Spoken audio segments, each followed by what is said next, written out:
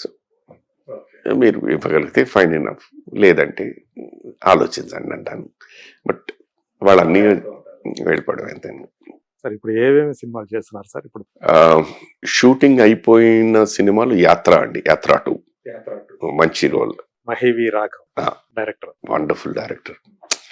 ఆయన రాసుకున్నారు, YS Rajasekhara Reddy, Jaganmohan Reddy character తోటి చేశారు. చాలా బ్యూటిఫుల్ గా రాసుకున్నారు. ఎక్కడ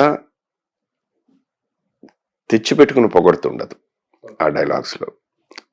దీంట్లోనే నాకు నా వర్క్ అయిపోయింది. వాళ్ళది ఇంకా ఐ థింక్ అసెంబ్లీ ఎపిసోడ్ ఏదో ఉంది. మీరు ఏ పాత్ర చేశారు దాంట్లో 4-5 క్యారెక్టర్స్ మిక్స్ చేసి ఒక క్యారెక్టర్ కింద చేశారండి. సో ఇది పలానా అని మనం చెప్పలేం. He was a person who was very close to Rajshekar Reddy garu, and at the same time connected with the central. అలా 4-5 పాత్రలు కలిపి నాకు రాసిన డైలాగులు అవన్నీ నేను చెప్తున్నప్పుడు నాకు తెలియకుండా నాకు చాలా ఐ ఫెల్ట్ వెరీ హ్యాపీ. అంటే ఒక మినిస్టరా అట్లాంటిది? మినిస్టర్ అని కాదు, వాడి పోర్ట్ఫోలియో ఏమీ లేదు. Is not no portfolio. Who was very close to Rajasekhara Reddy garu, and a link between the state government and the Ramachandra Rao గారి క్యారెక్టర్ ఉన్నాయండి. ఇట్స్ ఆల్ మిక్స్డ్ అండి. చెప్పాను కదా, ఇది ఒకటేని కాదు, దేర్ ఆర్ 3-4 క్యారెక్టర్స్ మిక్స్ చేసి ఒక క్యారెక్టర్. అయితే మీరు మమ్ముట్టి గారితో ఎక్కువ ఉంటాయి అన్నమాట. మమ్ముట్టి గారు లేరు ఈ సినిమాలో, ఎందుకంటే ఇది రాజశేఖర రెడ్డి గారు చనిపోయిన తర్వాత. It starts with the death of Rajasekhara Reddy గారు టిల్ జగన్ గారు స్వేరింగ్ ఇన్. అదనమాట ఆ యాత్ర. జీవా గారు చేస్తున్నారు, జీవా గారు. సో ఆ యాత్ర చూపిస్తున్నారు.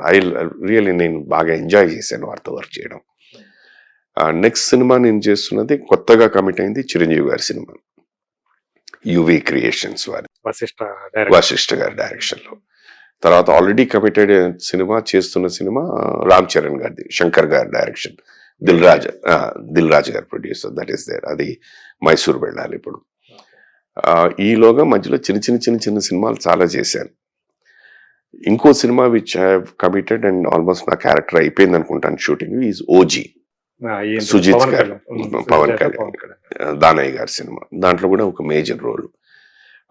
చెప్పుకోవడానికి మేజర్ రోల్స్ విల్ బి యాత్ర, OG, prominence. Next Ram Charan గారిది మన గేమ్ చేంజర్. ప్రామినెంట్ గా అంటే సినిమా అంతట్లో దగ్గర ఒక 6-7 సీన్లో కనిపించే పాత్ర. మిగతావన్నీ 1 day work, half day work, nice. ఒక 2 సీన్లు ఉండేది అనమాట. రామ్ చరణ్ గారితో ఇదేనా ఫస్ట్ టైం? ఫస్ట్ అండి, మై ఫస్ట్. ఏమనిపించింది మీకు? నేను వారితో ఇంకా కాంబినేషన్ చేయలేదు, నేను రాలేదు ఇప్పుడు దాకా. మోస్ట్ ప్రాబబ్లీ నేను ఇప్పుడు మైసూర్ షెడ్యూల్ తో వారు కాంబినేషన్ చేయబోతున్నాను అనుకుంటున్నాను. అక్కడికి వెళ్తే కానీ నాకు తెలియదు. ఈ షెడ్యూల్లో 5 రోజులు అన్నారండి. దీని తర్వాత there is another schedule in Vizag. Most probably దాంట్లో అయితే అది అయిపోతే I think my work will be over. లేదో మరి ఇక్కడ ఈ 5 రోజులతోనే అయిపోతుందో నాకు తెలియదు, వెళ్తే కానీ నాకు తెలియదు. మీరు ఆల్రెడీ చేసిన సినిమాలు మీరు చూస్తుంటారా? చూస్తాను, డబ్బింగ్ అప్పుడేనండి. ఇప్పుడు భగవంత్ కేసరి ఉంది, చాలా చిన్న పాత్ర.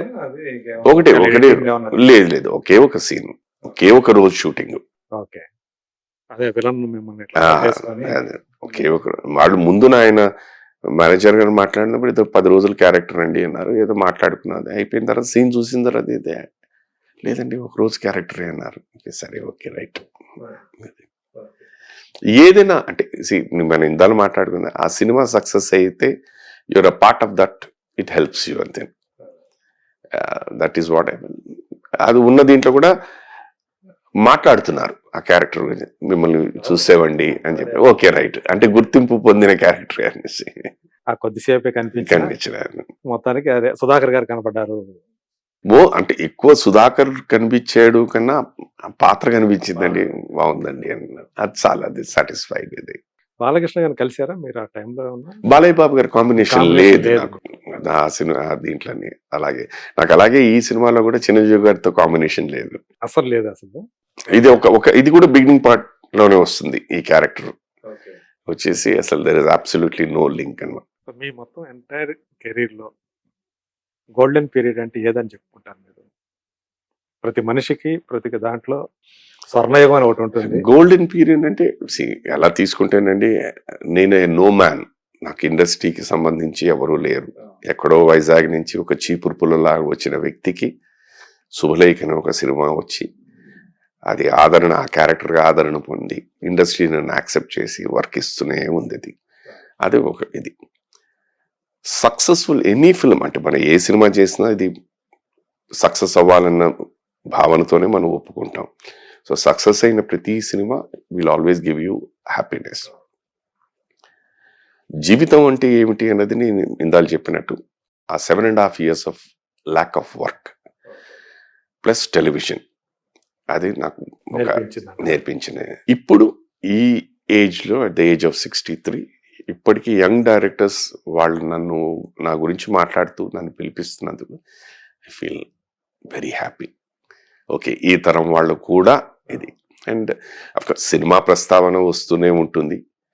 At the end of day అయిపోయిన తర్వాత నా పద్ధతి, నా ప్రవర్తన, నా ఇది చూసిన తర్వాత దే ఫీల్ సో హ్యాపీ అండి. We have to work more and more and more. ఈసారి ఒక సినిమాకి ఒక రోజు కాదండి, we have to make it. మొన్న first time when I worked with Anil Ravipudi garu కూడా అదే చెప్పారు. నెక్స్ట్ టైం ఒక సీన్ కాదండి, I have to use it. జరిగితే ఆనందం, జరగకపోయినా నో ప్రాబ్లం. మనం దాని గురించి బాధపడాల్సిందేం లేదు. నుంచి 4 దశాబ్దాల నుంచి మనకి పని లభిస్తుందంటే ఇండస్ట్రీలో అది నేను ఎప్పుడు ఫాలో అయ్యే ఒక ప్రిన్సిపల్ అండి. నేను బాగా అంటే గట్టిగా నమ్మేది, నాతో పాటు ఎంతో మంది ఈ ఇండస్ట్రీలో స్టార్ట్ అయ్యారు. ఇందాలు చెప్పినట్టు కొంతమంది ఈ ప్రపంచంలో లేరు, కొంతమంది ఎక్కడ ఉన్నారో తెలియదు. అయినా కూడా నా ప్రయాణం సాగుతూనే ఉంది. దానికి భగవంతుడు ఇచ్చిన వరం. 2, ఎప్పుడు పై స్థాయిలో ఉన్న వాళ్ళని చూడను. అలా ఎదగాలి అని కోరిక ఉంది, లేదు అని అంటే నేను అబద్ధం ఆడుతున్నా. But at the same time నాకన్నా కిందనే ఎంతమంది ఉన్నారో అని ఆలోచిస్తా. అది కంపేర్ చేస్తే ఐఎమ్ వెరీ గుడ్. ఎప్పుడైనా శైలజ గారు ఈ క్యారెక్టర్ ఎందుకు చేశారండి అని ద్రోహి సినిమాకేనండి చూడలేకపోయారా? ఆ సినిమా చూసిన తర్వాత అసలు ఆ సినిమా మేము అందరం చూస్తున్న అభిరామి థియేటర్లో, నేను, తను, శ్రీదేవి గారు, డైరెక్టర్ గారు, కమల్ హాసన్ గారు, బోనీ కపూర్ గారు, రమేష్ సిప్పి గారు, గౌతమ్ గారు అందరం కాస్ట్ అంతా చూస్తున్నాం. పిన్ డ్రాప్ సైలెన్స్ ఆ సీన్ ఒకే ఒక వాయిస్, కిల్ దట్ బాస్టర్డ్ అని. శైలజ, నేను శైలజని ఎవరైనా చెప్పారు. 3 రోజులు పట్టింది తనకి ఆ క్యారెక్టర్ ఆ సినిమా నుంచి బయటికి ప్రభావం రావడానికి.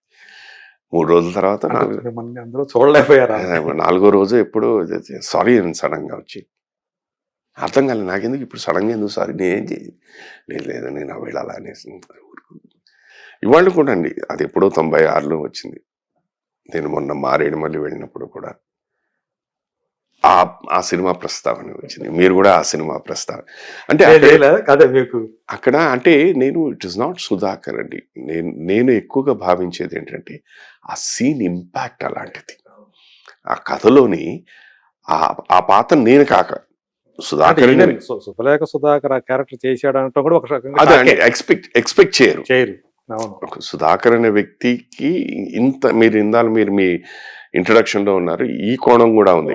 As an actor you should be able to give everything, plus minus అనేది. ఆ దీంట్లో అది కూడా నాకు పని లేని టైంలో వచ్చిన సినిమా. ఓకే, ఆ టైంలో చేసిన సినిమా అది ఇప్పటికీ అది బాగా గుర్తుండిపోయింది. బట్ ఆ సినిమా వాళ్ళు కూడా చూడండి, అంత పేరు వచ్చి అంత ఇదిగా వచ్చినా కూడా నాకు వేషాలు రాలేదు.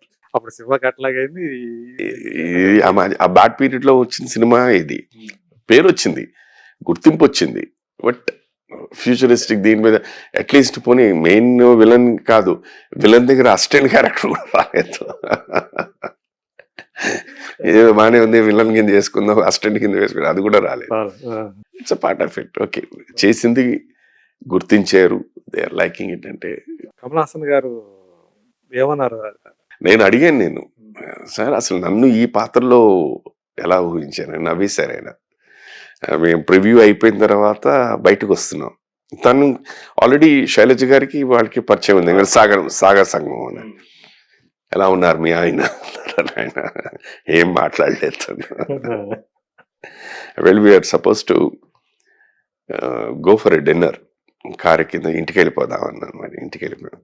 ఇంట్లో మరి చెప్పలేదు, పర్లేదు ఉన్నది మేనేజ్. అంటే కొన్ని క్యారెక్టర్స్ అలాగే ఎక్కువగా మాట్లాడేది చాలా మంది అఫ్ కోర్స్ నా ఫస్ట్ సినిమా శుభలేఖ గురించి మాట్లాడతారు. నెక్స్ట్ మాట్లాడేది లేడీస్ టైలర్ చిత్రం, బళారే విచిత్రం. లేడీస్ టైలర్ లో కూడా అమ్మా మీరు ఆ క్యారెక్టర్ మేము అనుకోలేదండి అని అంటాను, అది కామెడీలో వెళ్ళిపోయింది. అలాగే శివ నిర్ణయంలో ఇన్స్పెక్టర్ గా తను చాలా మంది నాతోని ఆ లాస్ట్ సీన్ మీ చచ్చిపోయే ముందు ఉంటారు, ఏమని నన్ను దానికైనా అంటాడు ఎవరినైనా నమ్మచ్చు కానీ సిన్సియర్ పోలీస్ ఆఫీసర్ నమ్మకూడదని చెప్పి. అది ఒరిజినల్ వర్షన్లో లేదు. ఓకే, ప్రియదర్శన్ గారు వర్క్ చేస్తున్నప్పుడు చూసి క్రియేట్ చేసిన సీన్ అది బాగా పండింది, మంచి పేరు వచ్చింది. శిశింద్రిలో కూడా చిన్నదైనా కానీ అదే బట్ అది I could do anything much అనిపించింది అది. Otherwise it's okay. Any successful film is always a happy thing అండి. అలాగే నాకు ఇప్పుడు కూడా మాట్లాడేది అరవింద సమేత లేటెస్ట్ గా చేసినట్టు జూనియర్ ఎన్టీఆర్ ఆ సినిమా గురించి కూడా మాట్లాడుతుంటా. బాగుందండి ఆ ప్రీ క్లైమాక్స్ లో మీరు రావు రమేష్ గారు భలే ఉందండి అని ఇచ్చారు. న్యాయం చేస్తే fine enough, people are happy, fine enough. అలాగే మీరు మంచి ఆరోగ్యంతో, నాకు తెలిసి మీరు ఆరోగ్య విషయంలో మాత్రం అదే ఎప్పటికీ అలాగే థ్యాంక్ యూ అండి, చిరకాలం మీరు ఇలాగే ఆరోగ్యంతో ఆనందంగా గడపాలని మనస్ఫూర్తిగా కోరుకుంటూ థ్యాంక్ యూ. ఎన్నో పాత్రలతోటి మరెన్నో పాత్రలు మమ్మల్ని వినోదింపజేయాలని కోరుకుంటూ thank you so much. Thank you so much అండి. God bless you. పదాలు తెలియని పెదవులకు అమృత వాక్యం అమ్మ. సంతానలేమి సమస్యతో బాధపడుతున్న ప్రతి స్త్రీమూర్తి బాధను మేము అర్థం చేసుకోగలం. 49 వరల్డ్ బెస్ట్ ఎంబ్రియాలజీ ల్యాబ్ మరియు జిల్ట్రిక్స్ అలారం సిస్టాన్ని మొట్టమొదటిసారిగా ఏపీ మరియు తెలంగాణలో ఈ నెల 9న ప్రముఖ సినీ నటి స్నేహ, స్పెయిన్ దేశానికి చెందిన international senior embryologist Javier Herrera గారు ప్రారంభించారు. ఈ శుభతరుణంలో రక్త పరీక్షలు, AMH test, RBS, సెమిన్ analysis, ultrasound scan, follicle scan ఈ నెల 31 వరకు ఉచితంగా అందిస్తుంది. 49 49 అంటే సంతానం, 49 అంటే సంతోషం.